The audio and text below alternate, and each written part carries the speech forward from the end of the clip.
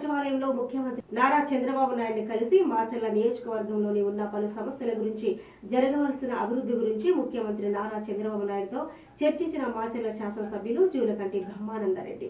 ఇక సానుకూలంగా స్పందించిన సీఎం చంద్రబాబు మాచర్ల నియోజకవర్గ అభివృద్ధికి కట్టుబడి ఉన్నామని, త్వరలోనే అన్ని సమస్యలు పరిష్కరిస్తామని మాచర్ల ఎమ్మెల్యే జూలకంటి బ్రహ్మానందరెడ్డికి సీఎం నారా చంద్రబాబు నాయుడు హామీ ఇచ్చారు.